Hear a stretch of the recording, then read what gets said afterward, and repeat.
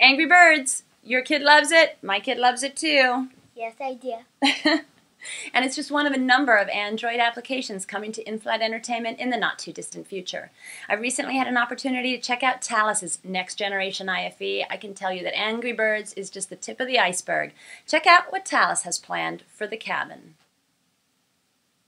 Many airlines, Qatar included, but several of our airline customers are investing heavily in mobility applications. Okay. Now, here's a good example of where we're following consumer trends. Anyone that has been on the Android marketplace or the iTunes App Store cannot fail to have heard about Angry Birds. It's the number one downloaded application in the world. And it runs right on the platform. It's not for everyone, I have to say, but it certainly appeals to millions. Now, this is running on a Thales touch media unit. So there will be parents delighted at the prospect of their children playing Angry Birds on a Qatar Airways aircraft for hours. This is taken directly from the Android marketplace. Yeah. So what we've proven is our ability to leverage the huge investment that the consumer world is making in applications and not trying to reinvent the wheel. So we're delighted that we've been able to make significant progress there.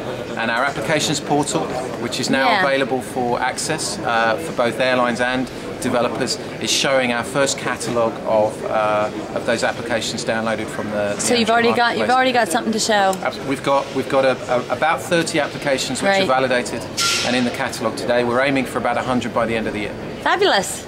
So we also can run it on the big screen. We can support Android applications on the larger screen and use the touch screen here to control them.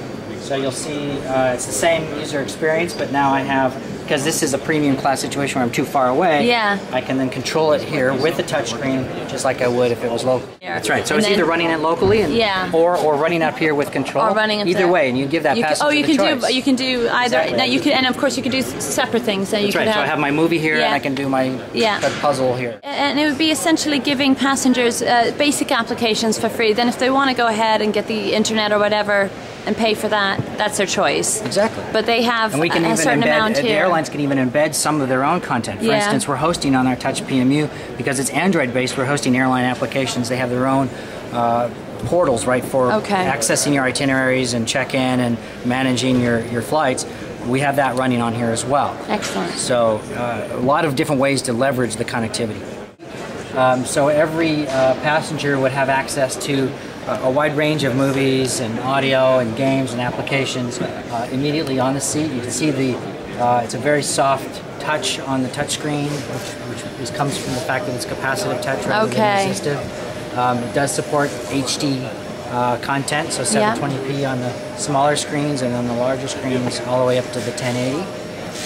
And so the passengers can play that locally. It's basically a next level of redundancy, so that if there is no connection locally, then it can go to the server and bring that content. So that I'm clear then, the content is stored locally, but you've got the server as backup. The server as the backup. If you want that. That's right. But if you don't want that, that's so Avant Lite, is that right? Let me show you Avant Lite. Avant Lite is a single server. So you go down to one single server, which is essentially a staging point for content loading. It is not required to stream content to the screens. Once the content has reached the aircraft, it's downloaded to each seat-centric monitor. So these monitors have, at a minimum, 64 gig of local storage, which means you can host a large library of television and audio content. And that will be refreshed using the server. The server also provides aircraft connectivity, so things like flight data and other aircraft interfaces. Again, very, very simple control unit for the crew. In some cases, in a retrofit installation, we can envisage situations where there is no cabin crew control interface. It's just really basic. Absolutely right. Again, as you can see, there's no seat electronics box in any configuration, so no box under the seat.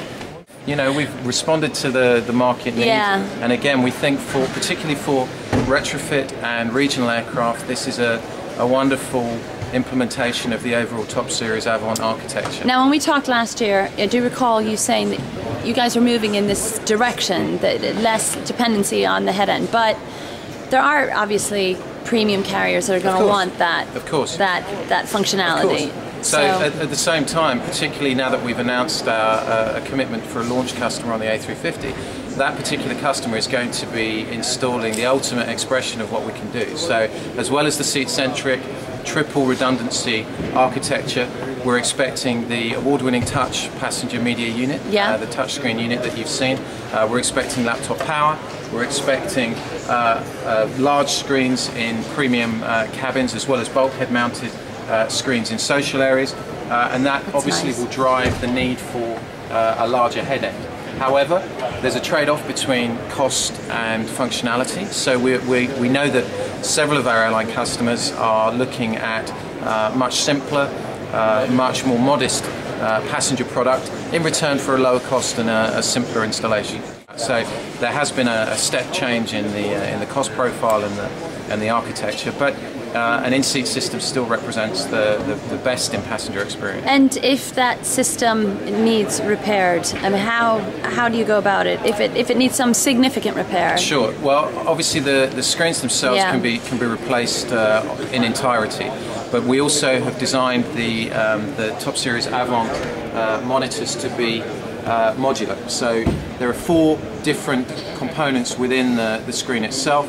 You have the mounting bezel here, you have the smart passenger interface modules, which are all independently replaceable, all independently changeable. Oh, interesting. The lens and then the backing with the local storage are all independently changeable. Okay, so you can snap it all absolutely. out. Absolutely. So our expectation is that some of our airline customers will authorise and enable on-wing on aircraft modification and repair of some of these components. Others may choose a more traditional path and switch out the entire screen. And then ultimately those that are offering the Ka band satellite connectivity could quite foreseeably use it for operational benefits then also. Of course, we have crew messaging and crew connectivity services. The show has now opened.